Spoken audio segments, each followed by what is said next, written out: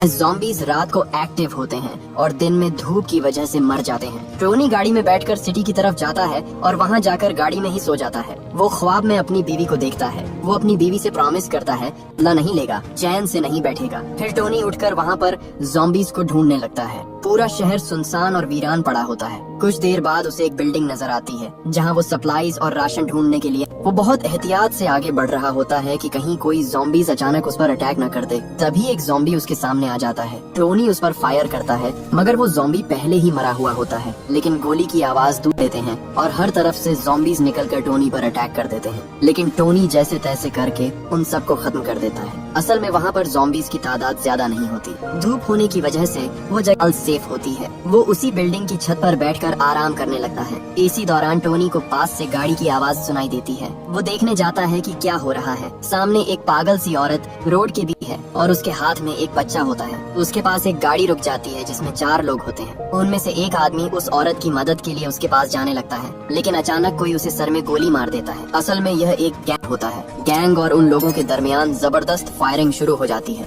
Tony सब कुछ देख रहा होता है और वो भी वेपन्स उठाकर उनकी तरफ जाने लगता है। आखिर में गैंग 2 लोगों को मार देती है। सिर्फ एक लड़की जिंदा बच जाती है जब होता है। सैम मजबूरन सरेंडर कर देती है ताकि वो उसे नुकसान न पहुंचाए, मगर गैंग का लीडर उसके साथ बदतमीजी करने लगता है। तभी टोनी वहां आ जाता है और एक एक करके सब लुटेरों को मारने लगता है। टोनी अकेला ही है। वो लीडर को इंजर्ड कर देता है और उस पागल औरत के बारे में पूछता है। लीडर बताता है कि उस औरत का नाम एनाबेल है। वो असल में पागल है और उसके हाथ में जो बच्चा है वो सिर्फ प्लास्टिक की डॉल है। उसका असली बच्चा मर चुका है, बच्चे की वजह से पागल हो चुकी है। वो बताता है कि हमने उसे ट्रैप के लिए इस्तेमाल किया। टोनी लीडर को मरने के लिए छोड़ देता है और वहाँ से चला जाता है। सैम एनाबेल से बात करती है और उसे कहती है कि अगर तुम यहाँ रही तो ज़ॉम्बीज़ तुझे मार देंगे। वो उसे अपने साथ चलने को कहती है। एनाबेल भी जाने के लिए मान जाती है। दोनों टोनी के पास आती हैं। सैम उससे रिक्वेस्ट करती है कि उन्हें उस जगह तक छोड़ दे जहां वो अपने ग्रुप के साथ रहती है। बदले में उससे कुछ मांगता है। सैम कहती है कि वो उसे राशन और एमो देगी और अगर तुम चाहो तो हमारे साथ रह भी सकते हो।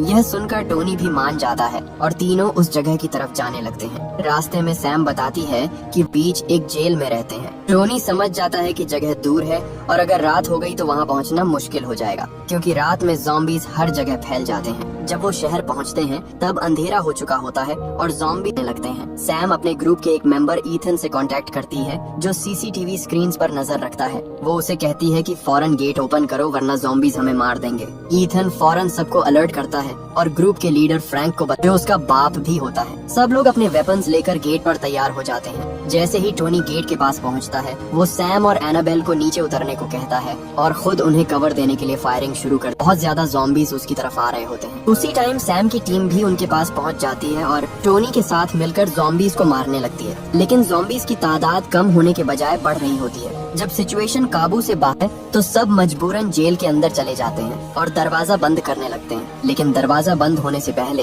टोनी की नजर एक खास ज़ॉम्बी पर पड़ती है जो सब ज़ॉम्बीज़ का लीडर होता है। टोनी समझ जाता है कि ये वही जिसे वो ढूंढ रहा होता है। अंदर जाकर सब इकट्ठे होते हैं और सैम से पूछते हैं कि बाकी लोग कहाँ हैं। सैम बताती है कि हम पर एक गैंग ने हमला कर दिया था और उन सबको मार दिया। वो कहती है कि अगर टोनी टाइम पर न आता तो वो भी जिंदा, मगर वहाँ डोंगी नाम का एक आदमी होता है। उसे टोनी पर बिल्कुल भरोसा नहीं होता। वो इल्जाम लगाता है कि टोनी भी उसी गैंग का हिस्सा है जो सैम के साथ यहाँ आकर हमारा राशन लूटना चाहता है। वो कहता है कि को अच्छी तरह जानता हूँ, इस पर भरोसा नहीं किया जा सकता। यह सुनकर सब लोग इसकी बात पर यकीन करने लगते हैं और सब टोनी के खिलाफ हो जाते हैं। तब सैम बीच में आ जाती है और कहती है कि इम्पोर्टेंट नहीं है। वो बताती है कि उसे एक प्लेन मिला है जो ठीक हालत में है। यहाँ हमें पता चलता है कि सैम और जो लड़के मारे गए वो असल में प्लेन की तलाश में निकले थे। वो सब यहाँ से भागकर नॉर्थ की कॉलोनी में जाना चाहते हैं जहाँ सिर्फ इनसे और वहाँ पर लाइफ ज्यादा बेहतर और सेफ है। बाद में सैम ग्रुप के लीडर फ्रैंक और कुछ लोगों को मैप रूम में ले जाकर जहाज की लोकेशन बताती है। उनके साथ एक पायलट भी होता है जिसका नाम विंस होता है। वो डिसाइड करते हैं कि सुबह वो गाड़ियों में निकलकर जहाज तक पहुंच जाएंगे। सोने से पहले फ्रैंक टोनी से कहता है कि मुझे तुम पर ट्रस्ट नहीं है और वो कहता है कि या तो अपने वेपन्स दे दो या फिर कहीं और जाकर सो जाओ। टोनी को यह बात बहुत बुरी लगती है। वेपन्स देने से इनकार कर देता है। सैम बीच में आकर टोनी को समझाती है कि सिर्फ एक रात की बात है, कल उसे वेपन्स वापस मिल जाएंगे। टोनी भी किसी तरह सैम की बात मान लेता है और अपना वेपन्स दे देता है। ईथन उसे सेल तक छोड़ने जहां वो रात गुजारेगा। ईथन टोनी से कहता है कि उसका बाप असल में बुरा नहीं, बस वो ज़ॉम्बीज़ की वजह से डरा हुआ है। फिर वो बताता है कि इसका दूसरा भाई भी ज़ॉम्बी बन गया था और तब से उसके बाप की हालत ठीक नहीं रही है, कि उसे कोई मसला नहीं। फिर वो ईथन से पूछता है कि उसने बाहर एक बहुत ताकतवर ज़ॉम्बी देखा था जिसके गिर्द सब ज़ॉम्बीज जमा थे और उसकी बात मानते थे। ईथन हैरान होकर कहता है कि तुमने अल्फा ज़ॉम्बी को, उसे बताता है कि वो बहुत ज़हीन और खतरनाक है, मैंने इस जैसा ज़ॉम्बी कभी नहीं देखा। टोनी कहता है कि वो इसे पहले भी देख चुका है। ईथन को समझ नहीं आता कि इतना बड़ा ज़ॉम्बी कैसे बाकी ज़ॉम्बी है और उनसे अपनी बात मनवाता है। वो टोनी से पूछता है कि इसने अल्फा को कहाँ देखा, लेकिन टोनी इसकी बात टाल देता है। टोनी सेल के अंदर जाकर सो जाता है और हमेशा की तरह उसे अपनी बीवी का ड्रीम आता है,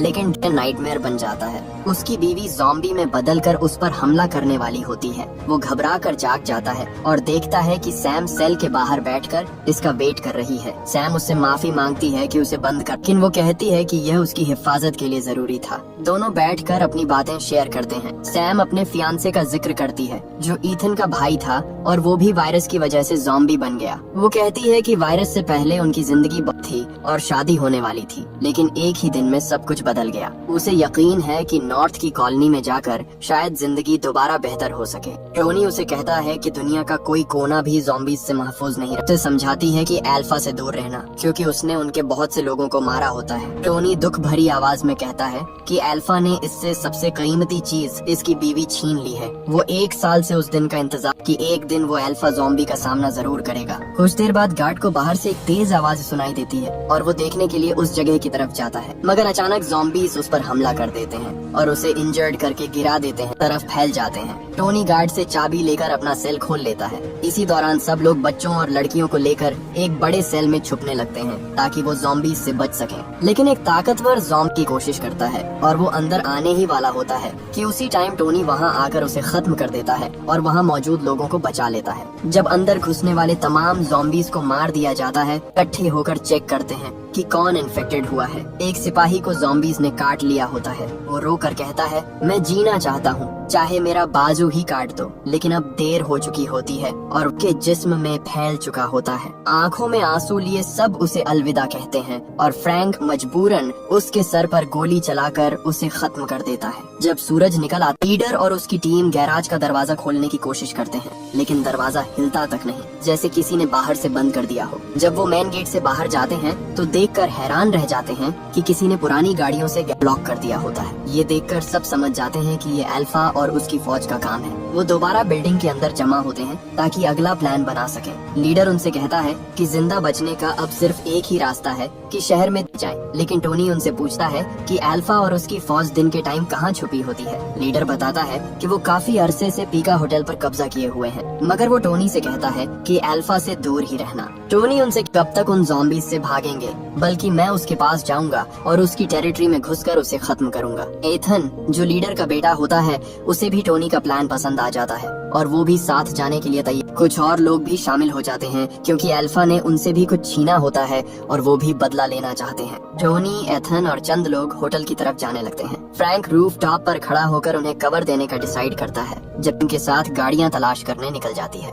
होटल पहुंचकर टोनी और इसकी टीम खामोशी से अंदर घुसती है ताकि ज़ॉम्बीज को खबर ना हो। वो हर फ्लोर और हर कमरा चेक करते हुए नीचे एक पहुंचते हैं और वहां देखकर सबके होश उड़ जाते हैं कि पूरी की पूरी ज़ॉम्बी फौज वहां सोई हुई होती है। जॉन एक प्लान बनाता है कि वो बम लेकर ज़ॉम्बीज की दूसरी तरफ जाए ताकि उन्हें भागने का कोई रास्ता ना मिले। ये काम बहुत ज्यादा, लेकिन जॉन हिम्मत करके अंदर से दूसरी तरफ जाने लगता है। अल्फा के इलाके में घुसना इतना आसान नहीं होता। अचानक अल्फा जॉन पर हमला करता है और उसे काट लेता है। एक ही लम्हे में तमाम ज़ॉम्बीज उठ खड़े होते हैं, ही सब जिंदा हो गए हों। ज़ॉम्बीज की वजह से टोनी और इसकी टीम इधर उधर बिखर जाती है। होटल के अंदर कत्लेआम शुरू हो जाता है। एक आदमी जिसका नाम क्रिस होता है, वो ग्रुप से अलग होकर अंधेरी जगह में फंस जाता है। उस ज़ॉम्बीज हमला कर देते हैं, लेकिन वो अकेला कई ज़ॉम्बीज को मार देता है, मगर वो खुद भी इन्फेक्ट हो जाता है। उसके अंदर वायरस तेजी से फैलने लगता है। जैसे ही और ज़ॉम्बीज आते हैं, वो खुद पर ही ग्रेनेड ब्लास्ट कर देता है। मरते मरते कई ज़ॉम्बीज को साथ ले डूबता है। टोनी एथन से कहता है कि हमें रूफ टॉप तक पहुंचना होगा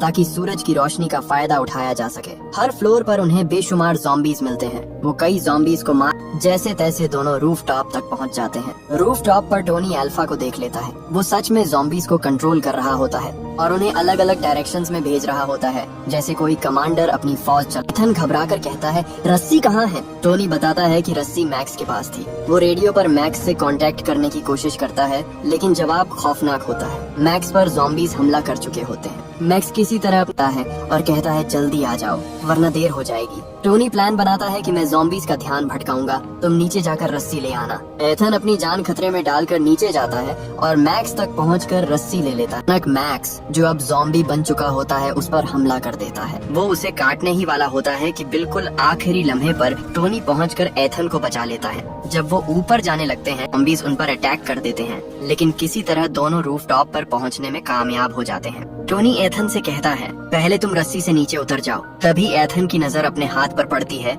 जिस पर ज़ॉम्बी है। ये देखकर एथन कहता है, मैं अब कहीं नहीं जाने वाला, और वो धीरे धीरे ज़ॉम्बी बनने लगता है। टोनी समझ जाता है कि टाइम निकल चुका है। वो खामोशी से अपना वेपन निकालता है और एथन को गोली मार देता है। टोनी का किल हो चुका होता है। अल्फा भी जिंदा होता है और ऊपर से अंधेरा भी तेजी से छा रहा होता है। टोनी रस्सी फेंककर होटल से नीचे उतर जाता है, लेकिन जमीन पर पांव रखते ही ऐसे पड़ जाते हैं जैसे शिकार देख लिया हो। इधर सैम एक गाड़ी ढूंढकर जेल वापस पहुंच चुकी होती है, लेकिन वो सब इस गाड़ी में नहीं जा सकते थे। कुछ देर बाद डोंजी भी एक और गाड़ी ले आता है, मगर मसला अब भी सॉल्व नहीं होता। पायलट विंस को लालच देता है कि चलो हम इनसे अलग हो जाते हैं, हम गाड़ी से उस प्लेन तक जाते हैं और फिर प्लेन से निकल जाएंगे, हमें अपनी जान बचानी चाहिए। लेकिन विंस साफ मना कर देता है। फिर एक और आदमी बस, उनको लग रहा होता है कि सब बच जाएंगे। बस देखकर लोग बहुत ज्यादा खुश हो जाते हैं। तभी वहाँ टोनी भागकर आ रहा होता है और उसके पीछे ज़ॉम्बीज भी आ रहे होते हैं। वो लोग ज़ॉम्बीज पर फायरिंग शुरू कर देते हैं। दिन के टाइम ज़ॉम्बी हैं क्योंकि आसमान बादलों से ढका होता है और धूप कमजोर पड़ चुकी होती है। टोनी और बाकी लोग जेल के अंदर चले जाते हैं, लेकिन ज़ॉम्बीज भी जेल के अंदर घुस आते हैं। टोनी लोगों को कवर देने की कोशिश करता है और वो किसी तरह बचकर दरवाजा। तभी वहाँ पर फ्रैंक आ जाता है और उसे टोनी पर बहुत ज्यादा गुस्सा आता है, क्योंकि इसकी वजह से कई लोग मारे गए और इनमें फ्रैंक का बेटा भी शामिल होता है। डोंजी किसी तरह बाहर जिंदा बचा होता है। वो खुद अपनी गाड़ी लेकर वहाँ से जाने लगता है, लेकिन कुछ देर बाद ज़ॉम्बीज उसे घेर लेते हैं। वो समझ जाता है कि अब वो जिंदा नहीं बचने वाला। इससे पहले कि ज़ॉम्बीज गाड़ी के अंदर आते, वो खुद को ही खत्म कर दे। बैटल अपने उरूज पर होती है। ज़ॉम्बीज बहुत ज्यादा तादाद में जेल के अंदर घुस चुके होते हैं। इनके पास बुलेट्स कम पड़ रही होती हैं, लेकिन हर कोई अपनी पूरी ताकत से लड़ रहा होता है। मगर ज़ॉम्बीज इतने ज्यादा होते हैं कि वो आहिस्ता कर रहे होते हैं। फ्रैंक पर भी बहुत से ज़ॉम्बीज अटैक कर देते हैं और उसे अल्फा ज़ॉम्बी मार देता है। इसी हंगामे में टोनी का सामना अल्फा से हो जाता है, लेकिन अल्फा अकेला नहीं होता। उसके साथ उसकी पूरी ज़ॉम्बीज। अल्फा ऑर्डर देता है और ज़ॉम्बीज टोनी पर टूट पड़ते हैं, लेकिन टोनी भी पूरी ताकत से लड़ता है और उनको एक एक करके मार देता है। इसके बाद अल्फा ज़ॉम्बी और टोनी के बीच फाइट होती है, लेकिन अल्फा बहुत ज्यादा है। टोनी समझ जाता है कि वो उसे नहीं मार सकता। फिर वो सीधा रूफ टॉप की तरफ जाता है। अल्फा भी उसके पीछे पीछे आता है और जैसे ही वो टोनी पर हमला करता है, टोनी उसे धूप में धकेल देता है। सूरज की ज़ॉम्बी को जलाने लगती है। उसका जिस्म तपने लगता है जैसे खून उबल रहा हो। अल्फा तड़पता है, चीखता है और धीरे धीरे जलकर खत्म हो जाता है। टोनी खामोशी से उसे देखता रहता है। 1 साल वेट अल्फा आज खत्म हो चुका होता है और इस तरह वो अपनी बीवी का बदला ले लेता है। जब वो बस की तरफ देखता है तो सब लोग महफूज होते हैं। अल्फा की मौत के बाद आधे ज़ॉम्बीज भाग जाते हैं और बाकी धूप से जलकर खत्म। उसके पास आकर कहती है, तुमने अपना बदला ले लिया है, अब हमारे साथ चलो। टोनी उससे कहता है, जब तुम मुझसे मिली थी मैं उस टाइम भी अकेला था और शायद मुझे ये सफर अकेले ही पूरा करना होगा। वो उन सबको अलविदा कहता है और अकेला ही दुनिया से ज़ॉम्बीज का सफाया करने का मिशन, एक ऐसा मिशन जो शायद इम्पॉसिबल है। और मूवी इसी पावरफुल सीन पर खत्म हो जाती है।